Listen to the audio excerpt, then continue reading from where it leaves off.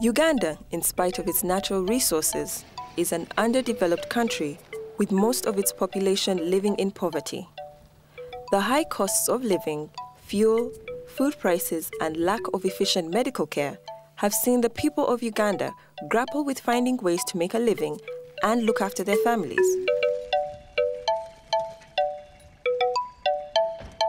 Uganda is a country blessed with beauty and wealth in its people and natural resources.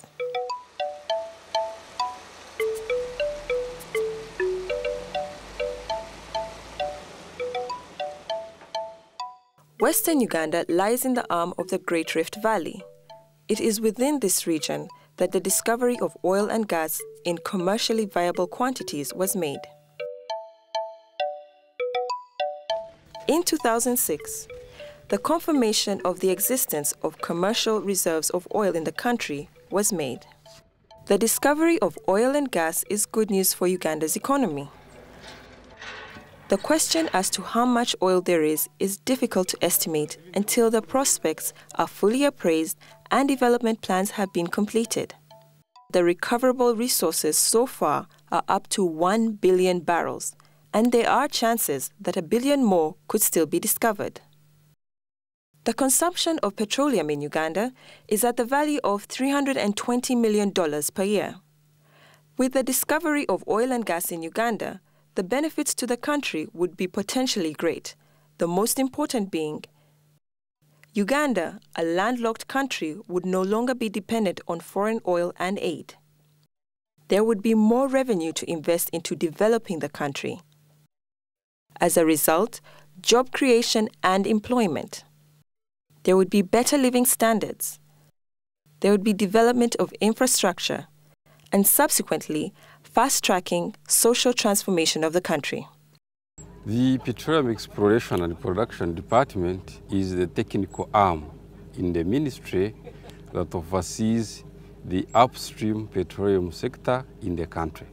And the upstream is the exploration and production of hydrocarbons, as compared to the downstream, which is the transportation and supplies of petroleum in the country.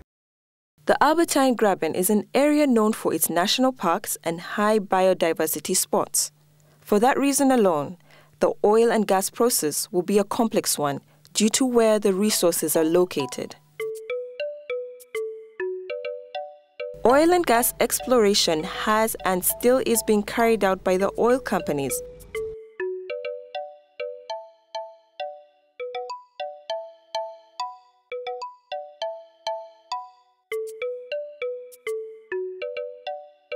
When it was apparent that petroleum would be produced in the country, it led to the formulation of a national oil and gas policy to supplement the country's energy policy in aspects of petroleum exploration, development, and production.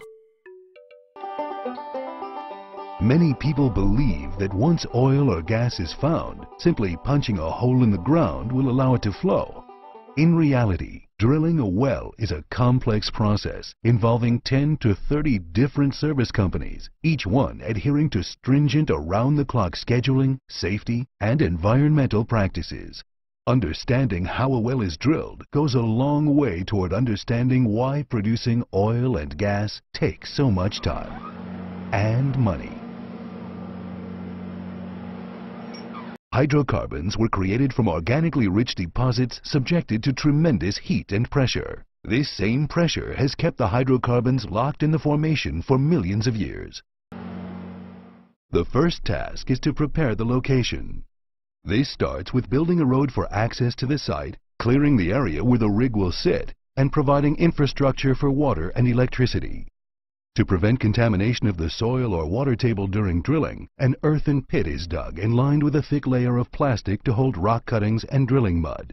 The blowout preventer, or BOP, is installed on top of the casing head before drilling commences. It contains high-pressure safety valves designed to seal the well hole and block the escape of underground gases or fluids in order to prevent a blowout from occurring. Drilling begins with a hole of a designated surface depth, usually about 50 to 100 feet below the water table. Special care is taken to prevent contamination of the groundwater by isolating the water table from the well with cement and steel casing. The well bore is isolated from the surrounding formations with casing and cement, preventing any contamination.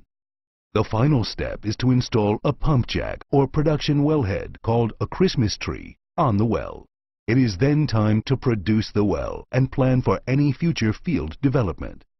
Many other factors can affect the oil and gas drilling process, but the bottom line is this: to meet our growing energy needs, we must increase supply. And drilling for oil and gas will help meet this need. The production of oil and gas will bring major economic benefits to the country. But these benefits come with major environmental risks, and with the revenues of oil sources posing the challenges of windfall revenue phenomenon and the dreaded oil curse, if not managed well. The risks include the danger of oil spills in Lake Albert that is connected to a number of rivers, including the White Nile and the other water bodies like Lake George and Lake Choga.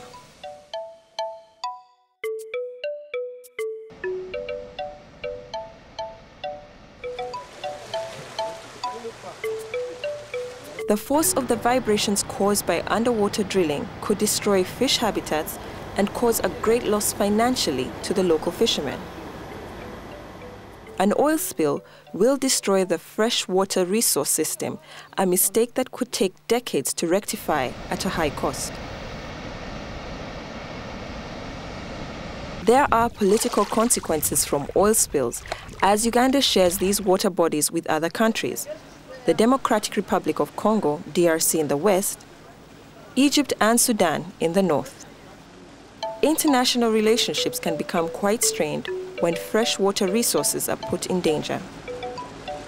The relocation of breeding grounds for the animals and plant life. Drilling will be taking place in Lake Albert and in the areas surrounding it, which include national game parks and reserves, for example, Murchison Falls National Park and Queen Elizabeth National Park. The powerful vibrations caused by drilling would unsettle both marine and land life. Air and noise pollution where the drilling will take place. For example, polycyclic aromatic hydrocarbons, PAH, are a toxin associated with wells. If an animal is continually near an oil platform, exposure to the gases will lead to cancer. The noise as a result of the process will scare away many animals and ruin the serenity of the tourism experiences.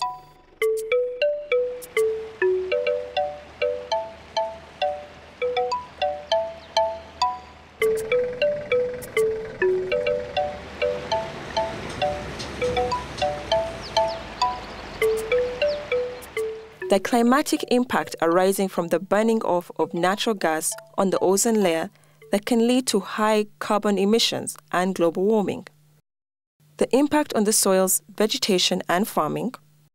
Health risks to humans exposed to cancer-causing toxins and other medical problems. Political risks to peace and security arising from local dissatisfaction about resource allocation. These risks carry the possibility of protest actions of a militant nature that can turn into environmental challenges, for example, damage to oil pipelines, man-made spillages, explosions, and so on.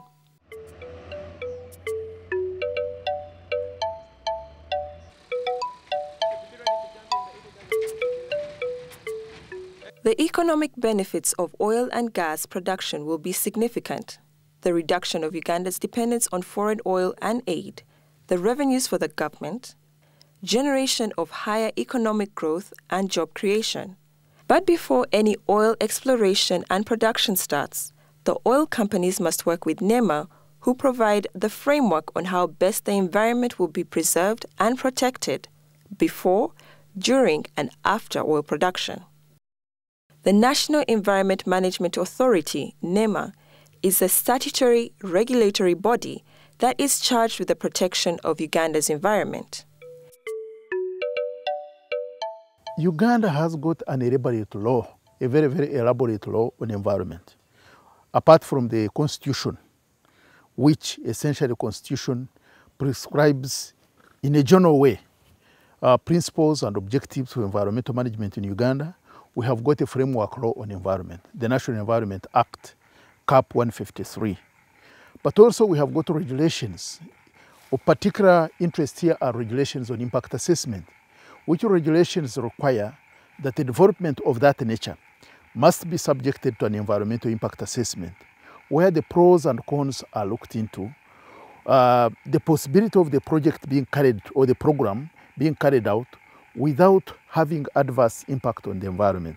Nema performs its mandate through the vision, an efficient agency with people in Uganda living in a clean, healthy, productive, and sustainable environment. Nema as an institution is to coordinate, monitor, regulate, and supervise all matters on environment in Uganda. Nema is empowered to safeguard the environment countrywide.